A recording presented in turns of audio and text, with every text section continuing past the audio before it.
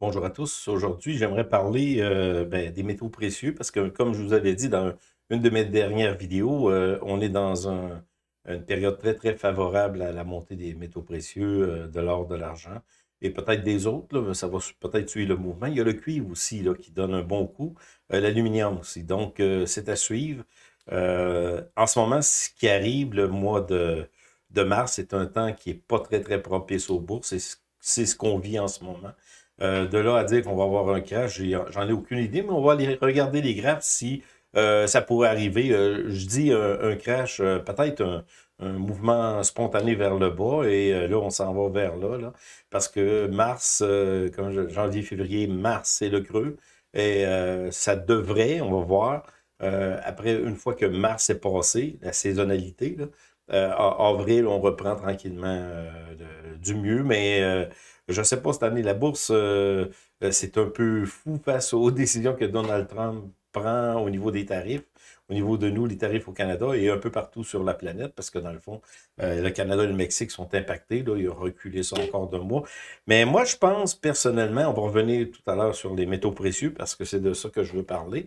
Je pense que Trump, dans son premier mandat, je me souviens encore, 2016 à 2020, n'a pas arrêté de toujours faire de la confrontation avec la Chine. Et je me souviens, c'était comme ça presque 4 ans, peut-être pas 4 ans exactement, mais 3 ans de temps. Donc, les bourses marchaient au gré de l'humeur de Trump. Dans le fond, je pense pas que c'était une humeur. Je pense que Trump a des stratégies derrière ça. Et dans son livre, son fameux livre, là, L'art du deal, là, il parle de ça. Donc, on en met beaucoup pour faire la crainte au commencement. Et à la fin, on arrive à une entente. Mais c'est un peu ça qu'il fait. Mais là, c'est au niveau de la planète. Disons que l'échelle n'est pas tout à fait pareille, parce que la dernière fois, c'était avec la Chine. Je me souviens encore, durant des années, il parlait de la Chine. Là, ça va bien, là, ça va mal, là, ça va bien, là, ça va mal. Je sais pas si c'était au niveau des tarifs, peut-être. En tout cas, il y avait toujours quelque chose. Durant 3 ans au moins, la Chine à tous les 2, 3 semaines, Trump sortait une nouvelle et les marchés paniquaient, ça remontait, ça paniquait, ça remontait, mais c'était à remonter quand même, là. Ça se trouve être les fameuses vagues là, qu'on peut constater lors d'une montée ou d'une descente. Et habituellement aussi, ça c'est un autre aspect qui est important à comprendre. Si jamais on a une grande débarque, là, comme ce qui est arrivé lors de la COVID, là, c'est une panique de marché. Là, dans le fond, après, on a tout mis ça sur le dos de la COVID. Je parle simplement au niveau économique. Là. Lorsque c'est arrivé, la panique là, de la COVID, pas de la COVID, parce que la COVID était là, personne n'en faisait de cas. Et là, lorsque le marché a décroché, ah là, c'est la COVID, c'est la fin du monde, on va donner de l'argent dans le système et tout est reparti. Mais là, en ce moment, on est dans une situation semblable. Donc, on pourrait avoir un décrochage assez important au mois de mars. On va voir, on va suivre ça. Là, on dit que c'est Trump. Effectivement, ça crée de la panique, surtout ici au Canada. Nos dirigeants sont, excusez le terme, sont fous raides, là, panique, sont en grande, grande panique en pensant que la fin du monde est arrivée. D'ailleurs, il y a des mesures qui ont déjà été prises au niveau des travailleurs, au niveau de l'assurance-emploi.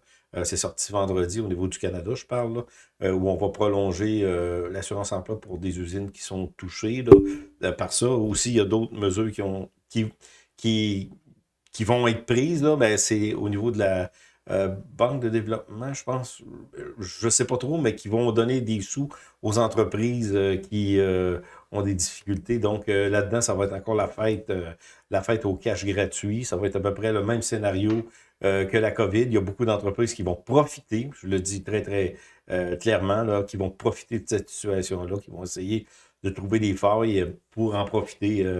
Je pense que c'est pas la bonne manière de faire, de donner de l'argent à tous ceux qui le demandent là, dans des temps comme ça, parce qu'il y a beaucoup d'entreprises qui profitent de ces événements-là. Donc, ça va être à suivre, ça aussi.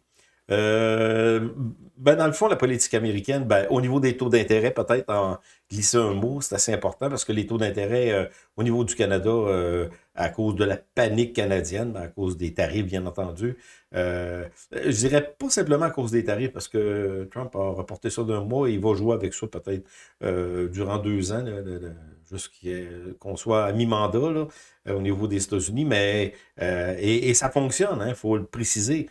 Trump fait revenir des entreprises sur son territoire. Il y a beaucoup d'entreprises, même canadiennes, qui ont décidé de...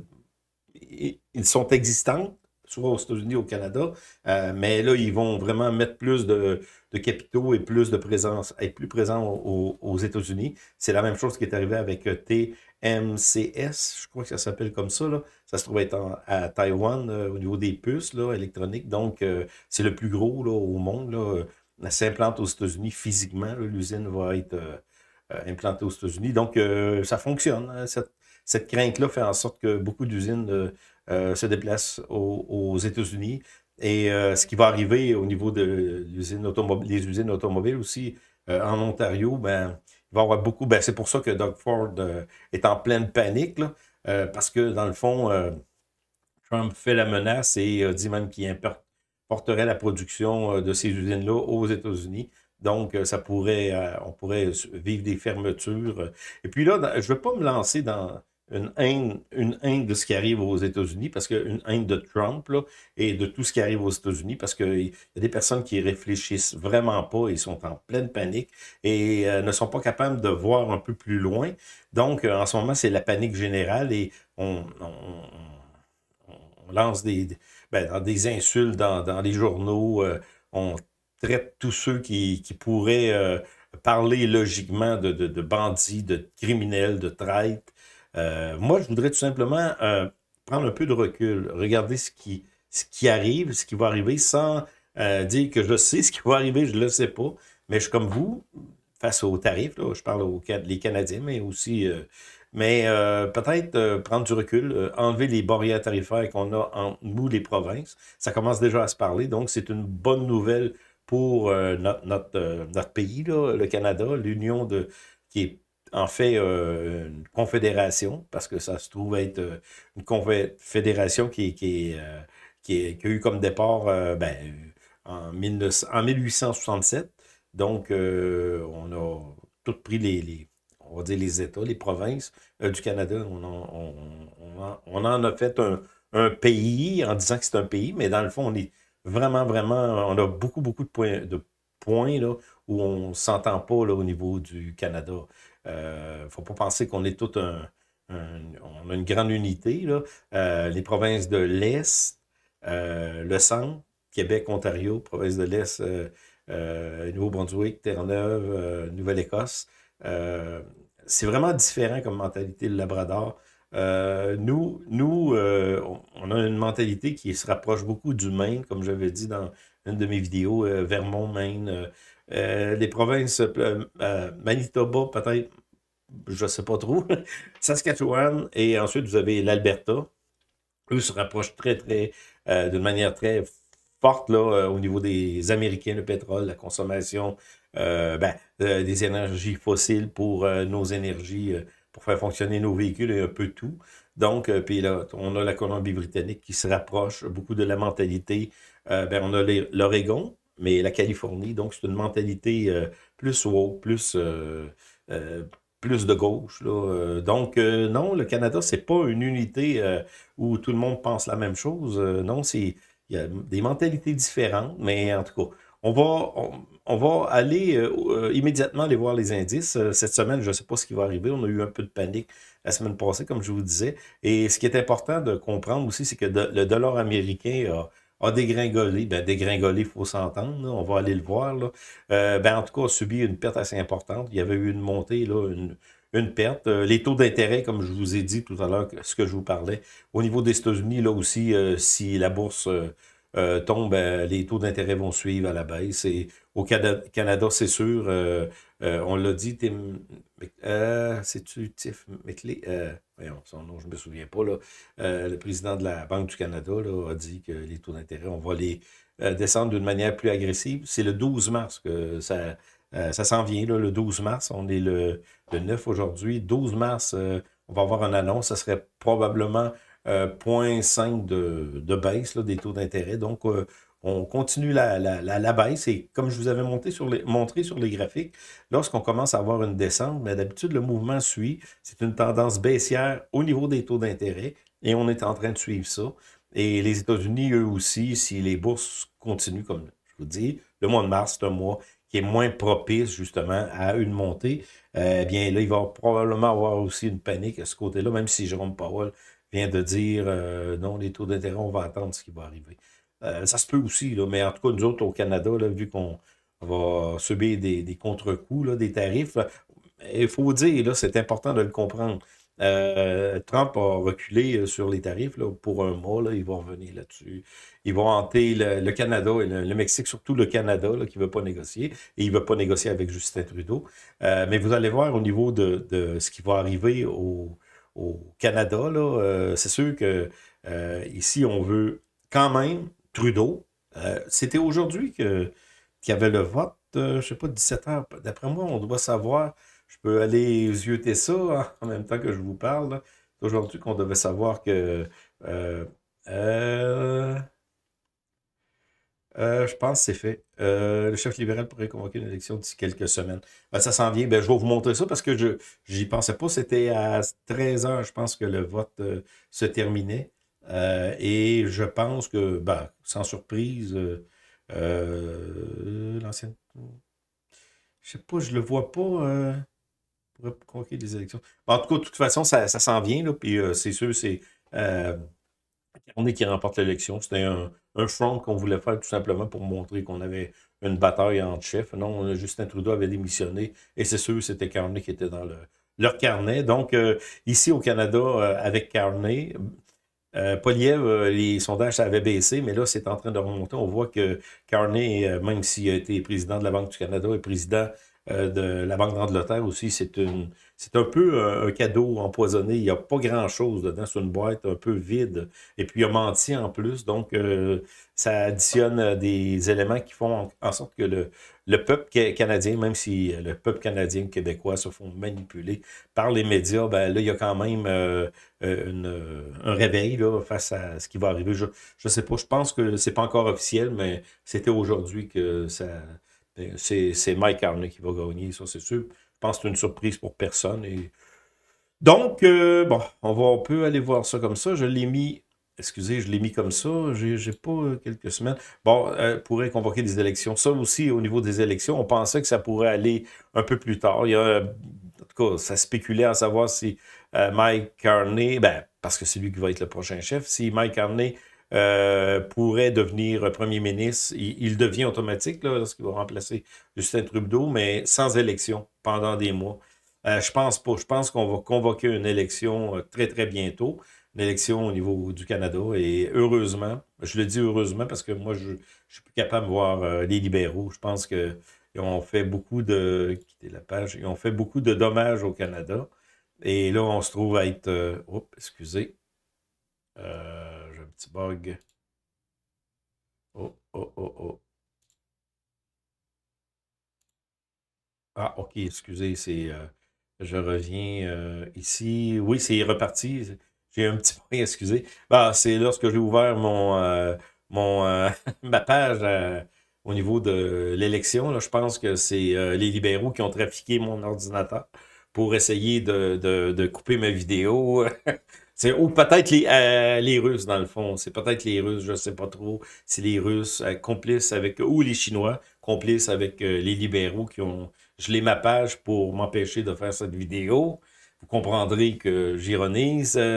Pour ceux qui pourraient penser que... non, non, non, c'est une ironie tout simplement. Mais dans le sérieux, là, je voudrais vraiment que Trudeau, avec sa gang, décolle du paysage. J'aimerais ça aussi qu'au Québec, là, qu'on ait du refresh, là, mais ça va prendre encore un an. On va voir ce qui va arriver, mais Legault, en ce moment, est hyper impopulaire et il est allé dire... j'ai été un peu choqué, même un peu, je trouvais ça absolument ridicule. Euh, Dernièrement, là, à propos des tarifs, là, il a dit qu'il lui aussi va mettre de l'argent, là. L'argent gratuit, pareil comme dans le temps du COVID, mais il est allé rajouter, je pense qu'en économie, je m'y connais pas mal. Quand que j'ai entendu ça, j'ai dit, ça se peut pas. Il nous a mis 11 milliards, c'est plus que ça dans le trou, là, au niveau du déficit, là. Et ça va continuer. Tout ce que la CAQ touche, ça ne fonctionne pas. Ici, notre bâtiment, là, qui est pas loin de chez nous, je vous l'avais dit, je le répète, ça a coûté 90 millions de dollars. C'était 53 millions de dollars au départ. Ça a monté à 90 millions et c'est pour 97 personnes. Donc, une autre victoire de la CAQ. Et c'est pas pour les personnes qui sont là, qui sont hébergées, là. Les personnes ben, pense qu'ils peuvent rentrer là à 50 ans si on je ne sais pas trop c'est quoi les critères pour... En tout cas, peu importe, c'est beaucoup, beaucoup d'argent. On aurait pu bâtir beaucoup de choses avec ça. Donc, on va aller voir les graphiques tout de suite. Puis, comme je vous ai dit, je voudrais parler surtout des métaux précieux. Donc, on va aller voir ça au niveau graphique. On va parler métaux précieux, taux d'intérêt, dollar américain. Tout est interrelié, là. Donc, on s'en va avec la grand écran. Je m'en vais tout simplement les indices. Ça, c'est beau. Voyons, download. C'est pas download. Non, on download rien aujourd'hui. C'est Flipchart. Avec Barchart, bien entendu, que j'aime beaucoup, beaucoup. Que j'utilise presque exclusivement maintenant. Donc, on va aller voir sur le long terme. Je pense que c'est la meilleure manière de voir les graphiques. Là, ce qu'on vient de vivre, on va aller sur, ça se trouve être le Standard & Poor's. C'est ce petit correction-là. Ce qui est inquiétant, c'est que les oscillateurs, eux, ben, on a eu beaucoup, beaucoup de ventes. Il y a beaucoup de mouvements aussi, autant d'acheteurs que de vendeurs en ce moment à la bourse. Et ça coïncide avec encore la saisonnalité, où on a une panique. Si, je ne sais pas ce qui va arriver là, au niveau des... Moi, de toute façon, là, la semaine dernière, j'ai tout vendu, ce qui était action ordinaire. Là. Même j'ai vendu une action à perte, ça ne me dérange pas du tout. J'ai appris à vendre pour acheter encore des minières d'or et d'argent et je suis complètement investi dans les minières d'or et d'argent en ce moment. Je regarde les oscillateurs à long terme, ce qui me fait, on va dire peur, je n'ai pas peur, mais ce qui m'inquiète au niveau des bourses, c'est peut-être ça ici. Là. Ça se trouve être une divergence baissière. Si je le mets en tout cas, on va essayer de faire ça du mieux qu'on peut. On avait un sommet plus haut, moins haut ici avec ici une hausse des marchés. Donc, on a moins de momentum pour une montée au niveau des indices. C'est sur le Standard & Poor's que j'ai constaté ça. Ça, c'est mensuel, c'est très, très long terme. Donc, ce qu'on pourrait vivre, soit des soubresauts comme en 2020 assez importants, rapidement, comme, regardez, lorsqu'on est dans un marché baissier, ou tout simplement une consolidation style-là qui va encore propulser le mouvement plus haut. Ça va être à suivre. Mais comme je vous dis, mois de mars, la saisonnalité, c'est pas bon pour les actions, pour les indices là, qui représentent les tas d'actions, des paquets d'actions. Ça, c'était le Dow Jones, excusez, je me suis trompé, c'est le Standard & Poor's qui est ici. Donc, c'est à peu près la même chose que je vous ai dit, ce qui m'inquiète un peu au niveau technique, c'est ça ici. Là. On a eu au niveau du RSI, qui est un oscillateur extraordinaire, là. On a eu ici, là, à peu près vers les 2018, montée plus bas, et là, je pensais qu'on aurait cassé ça ici vers la hausse, ce qui nous aurait donné un momentum là, pour poursuivre la montée, mais là, on vient de casser ça. Le canal est ici. Ça ne regarde pas très bien pour les prochains mois. Donc, je dis mars, avril. Mars, avril, on va voir, là. Mais non, ça ne regarde pas bien, mais c'est peut-être pas inquiétant encore, là. Moi, comme je vous dis, je mise sur l'or et l'argent. Je vais vous montrer pourquoi. J'invente rien. Je ne veux pas non plus, comme j'ai fait dans le passé, là, très, très longtemps, je misais uniquement sur un actif. Non, je ne veux pas faire ça. Je veux être sur les actifs qui sont porteurs à certaines périodes et lorsque la course est finie, je les lâche. Je les vends avec profit. C'est ce qui est arrivé avec l'IA. On a eu une folie. J'ai fait un très bon profit, surtout avec BBAI.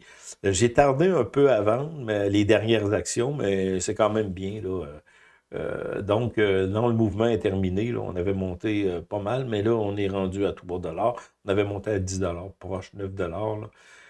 Donc, pour l'instant, en tout cas, on est en correction. Donc, lorsqu'on est en correction dans un secteur, ben là, c'est là qu'il faut comme prendre du recul, sortir, ou on peut rester sur notre position, mais pour moi, lorsqu'on a un signal de vente, je ne le vois pas sur le long terme, j'utilise surtout l'hebdo, là.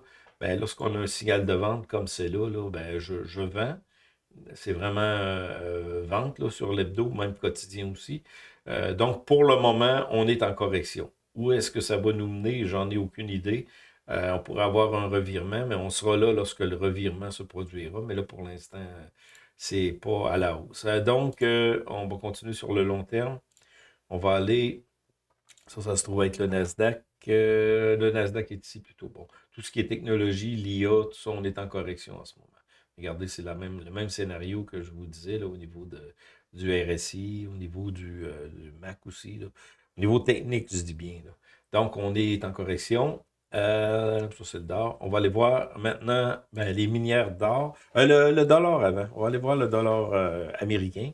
Non, c'est pas le dollar américain, excusez, c'est le DAX, c'est moi qui me trompe parce que le symbole ici ressemble au DX. Je pense que je ne l'ai pas là. Ah, il est ici, excusez.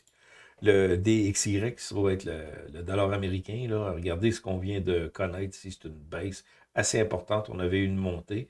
Le mouvement s'est pas perpétué, donc en ce moment, on est à la baisse du dollar américain. Donc, ça aide aussi au niveau, ben, c'est ça, c'est lorsque le dollar américain monte, les métaux précieux descendent. C'est pas arrivé ce fois-ci parce que les métaux précieux, ben, je parle l'or et l'argent surtout.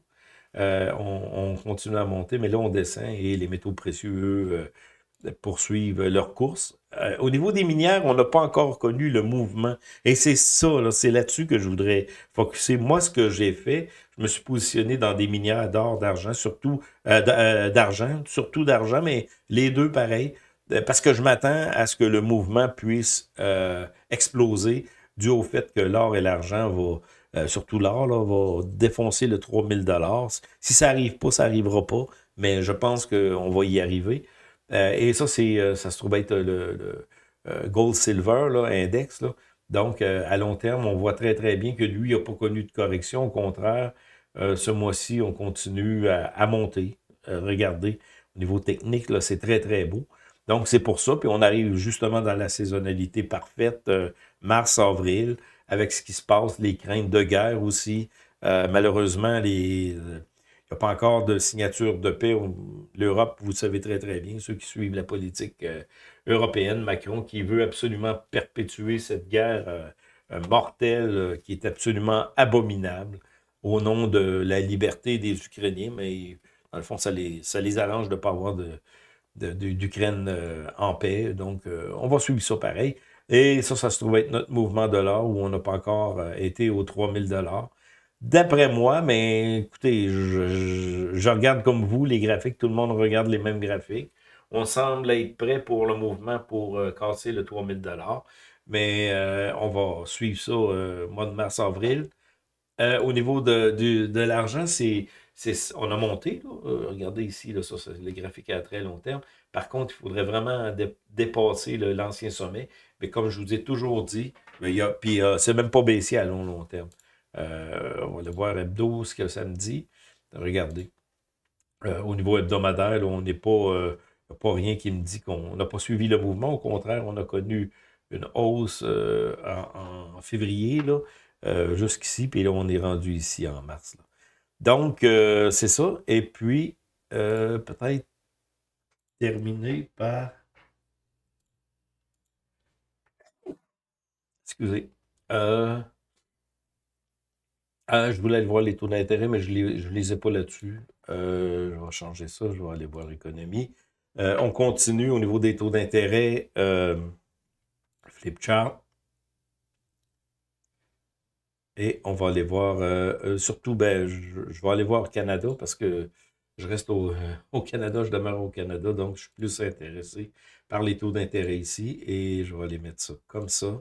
Et on voit que le taux d'intérêt, les taux d'intérêt, peu importe, ben, les taux d'intérêt qui se trouvent être les bons du Trésor, là, on est encore à la baisse. Il n'y a rien qui a changé au niveau du scénario de baisse. C'est surtout au niveau des déclarations du Canada, là, où on veut faire la guerre commerciale avec Trump, dont on se pense des bœufs alors qu'on n'est que des grenouilles. Donc, je pense qu'on va attraper un mur. Parce que il faut pas oublier que ce que Trudeau va faire, ben, Trudeau, là, ça se trouve être le remplaçant, là, Carney, qui va être là, va continuer le même scénario, c'est-à-dire nous taxer, nous qui veulent acheter. Si on veut acheter un produit américain, on va être imposé de 25 %.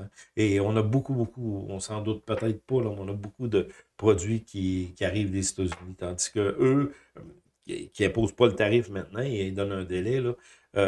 Donc, eux, pour l'instant, ne seront pas pénalisés par leur gouvernement. Mais nous, ici, on va être pénalisés par notre gouvernement à cause de l'impatience de nos politiciens, de la peur, de ça se tient pas. On va dire, les gouvernements des différentes provinces ne sont pas capables de s'unir fortement pour essayer d'une manière logique là, de parler de ça. On impose des tarifs et Trump, de son côté, a dit qu'il va imposer des contre-tarifs. Donc, c'est une guerre qui ne se terminera pas avec ça. Et ceux qui vont payer le plus pour ça, ben, c'est nous. Et de dire que Trump, c'est un méchant, c'est un mauvais, moi, c'est pas mon président. Honnêtement, j'aime ce qui se passe aux États-Unis, mais je vais vous dire, c'est le Dodge. J'aime ça. J'aimerais ça qu'il y ait un ménage ici au Canada de la même manière là, pour faire en sorte qu'on puisse au moins en avoir pour notre argent. Là. En ce moment, c'est pas le cas. Au Canada et au Québec aussi, surtout, là, on est traité par les autres provinces, surtout de l'Alberta. Ça avait passé il y a une couple d'années dans le McLean, la province, ils nous appellent la province, je n'ai pas le terme exact, mais frauduleuse. Là. On est ici, on dit crosseurs. Là. Donc, ils nous appellent, c'est la province qui fraude là, le plus. Là. Dans la construction, on l'a vu depuis les dernières années. Donc, c'est ça. On va subir ça. On va subir ce qui va arriver. Mais je vous dis, moi, ce que je pense, tout simplement, c'est humblement, avec ce que je vous ai montré dans cette vidéo-là, il y a la saisonnalité aussi que je vous avais parlé. Je pense qu'on va connaître un mouvement important au niveau de l'or et de l'argent. On se revoit très bientôt dans de nouvelles vidéos.